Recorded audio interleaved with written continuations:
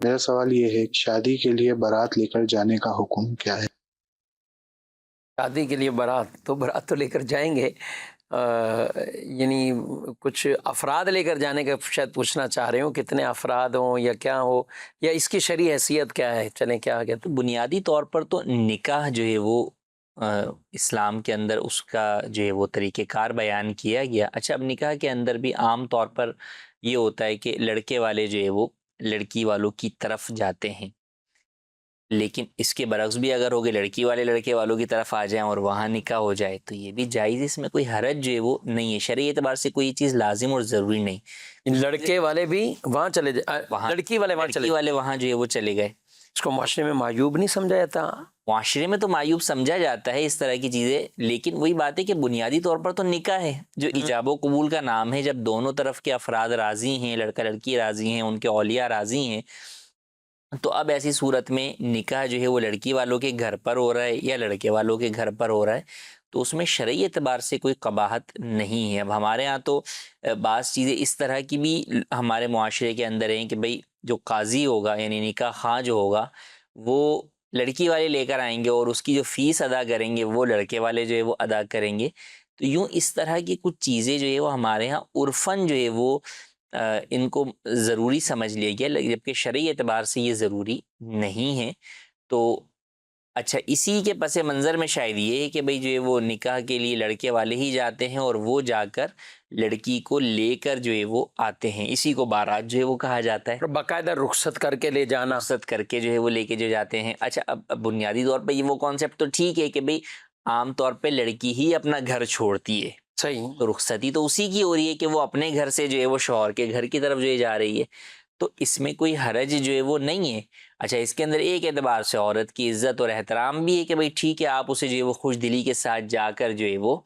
رخصت کر کے اور جو ہے وہ عزت و احترام کے ساتھ اپنے گھر لے کر آ رہے ہیں، تو اس اعتبار سے بھی کوئی حرج جو ہے وہ نہیں ہے۔ لیکن اس کے اندر معاشرے میں جو کئی چیزیں اور رائج ہو گئی ہیں اس کے ساتھ ساتھ کہ نہیں بھئی اتنے لوگ ہم آئیں گے اور اب لڑکی والوں کے اوپر پابندی کہ آپ ان سب افراد کا کھانے کا انتظام جو ہے وہ کریں گے یا اور دیگر رسومات، بلکہ بہت زیادہ ڈیمانڈز ہوتی ہیں کہ ہمارے مہمانوں کی عزت رہ جائے، یہ رہ جائے، اور پھر کھانے میں صرف ایک ڈش نہیں وغیرہ وغیرہ، تو یہ اس طرح کی جو چیزیں ہیں وہ بہرحال جو ہے وہ جائز نہیں ہیں۔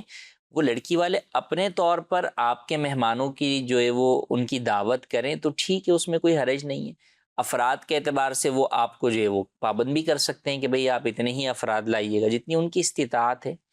تو ان چیزوں کے اندر لڑکے والوں کی جانب سے مطالبات کرنا وہ جائز نہیں ہے۔ باقی بنیادی طور پر بارات لانا یا لے جانا یا جو ہے بارات لے کر جو ہے وہ لڑکی کے پاس جانا تو اس میں کوئی حرج نہیں۔ ٹھیک ہے۔ اچھا، نارمل جیسے ہمارے یہاں ظاہر تاریخ طے ہوتی ہے، سب چیزیں،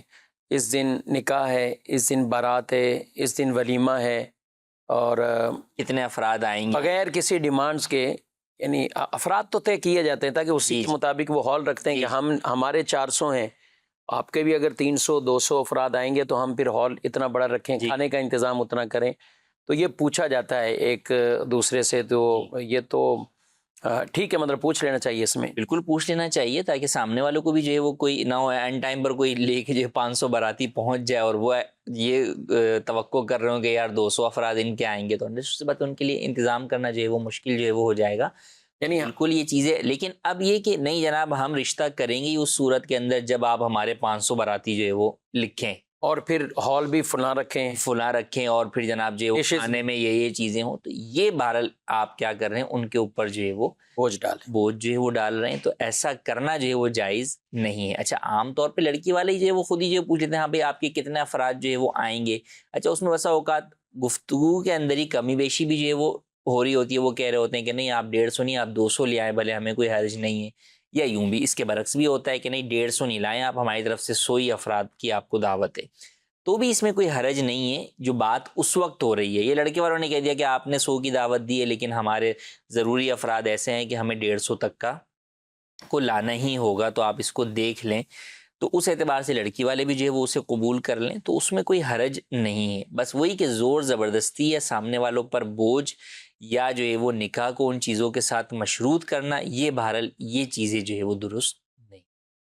ٹھیک ہے، بعض اوقات پہلے کہہ دیا جاتا ہے کہ جہیز میں بھلے آپ اپنی مرضی کر لیں لیکن ان چیزوں میں نہیں. ہمارے مہمان وہ کوئی تانا نہ دیں، وہ ناراض نہ ہو، یہ کچھ نہ ہو. تو لیکن سب کچھ وہ بھی کر کے پھر اس کے بعد جہیز گننے لگ جاتے ہیں. یعنی اگر ہم دیکھیں رسومات کے طور پر تو لڑکی والوں پر بہرحال ایک اچھا خاصا بوجھ معاشرے نے ڈال دیا ہے. اور لڑکی کی پیدائش سے کہتے ہیں نا کہ خوشی کا اظہار اور یہ سب چیزیں، یہ اسلام کا طریقہ ہونا بھی یہی چاہیے. لیکن جو لڑکی کے حوالے سے لوگ یا والدین غمگین رہتے ہیں یا پریشانی میں رہتے ہیں تو وہ بھی معاشرے نے ہی ان کو اس کیفیت میں ڈال دیا ہے. اگر ہم ان کے لیے آسانیاں پیدا کریں، اور اس معاشرے میں اچھے لوگ بھی ہیں، کئی لوگ ایسے ہوتے ہیں کہ جو بغیر کسی اس کے وہ کہہ دیتے ہیں کہ ہمیں جہیز کی ضرورت نہیں ہے، ہمیں اس چیز کی ضرورت نہیں ہے، اور کھانے پینے کے حوالے سے بھی وہ کافی حد تک ان کو کہہ دیتے. اب انہوں نے اپنی طرف سے کہہ دیا، اب لڑکے والے کہہ رہے ہیں ہماری خوشی ہے، ہمارے پاس ہے، گنجائش بھی ہے، تو اس میں حرج نہیں ہے. اس میں کوئی حرج نہیں ہے. جب ان کے اوپر کوئی چیز زبردستی لازم نہیں کی جا رہی تو پھر اپنی خوشی سے وہ جتنا چاہے جو ہے وہ دعوت کا اہتمام کریں، مہمانوں کا اہتمام کریں، یا جہیز اپنی بیٹی کو جتنا دینا چاہیں دے سکتے. ٹھیک ہے. آج کل مہنگائی ہے تو ایک اور لفظ سننے میں آیا ہے، شلیمہ. آپ نے سنا ہے؟ اچھا، میرے کو تو پہلی دفعہ کسی نے پوچھا نا کہ یہ شلیمہ اس کی شرعی حیثیت کیا ہے، تو میں نے کہا یار یہ شلیمہ تو بولے وہ ولیمہ شلیمہ ایک ساتھ جو کرنے کا سسٹم بنا ہوا ہے. اچھا، میں نے کہا ہاں یہ تو سنا ہوا ہے کہ ایک ساتھ ہی کر لیتے ہیں، لڑکی لڑکے والے دونوں ہی مل کر جو دعوت، مہمان، ہال کے خرچے، شادی کے خرچے، سب وہ کھانے کے جو خرچے اس میں آئے تھے، تو اس میں کیا ولیمہ ادا ہو جاتا ہے. شلیمہ ناظرین کہتے ہیں جو ابھی ایک نیا لفظ چلا ہوا ہے کہ جس دن بارات جانی ہے اور وہی ولیمہ ہو، اور لڑکی والوں کیا یہ کوئی بھی ہال ایک طے کر لیا، آدھا خرچہ لڑکی والوں نے برداشت کر لیا، آدھا خرچہ لڑکے والوں نے، ان کا ولیمہ ہو گیا اور ان کی طرف سے بارات کا کھانا ہو گیا، ان دونوں کا نام رکھ دیا شلیمہ. اب اس میں ولیمہ ہوا کہ نہیں ہوا یہ پوچھتے ہیں. دیکھیں، بارات کا کھانا کرنا تو کوئی جو ہے وہ فرض واجب یا سنت بھی جو ہے وہ نہیں ہے، لیکن ولیمہ بہرحال جو ہے وہ لڑکے والوں کے لیے یہ سنت ہے کہ شب زفاف کے بعد جو ہے وہ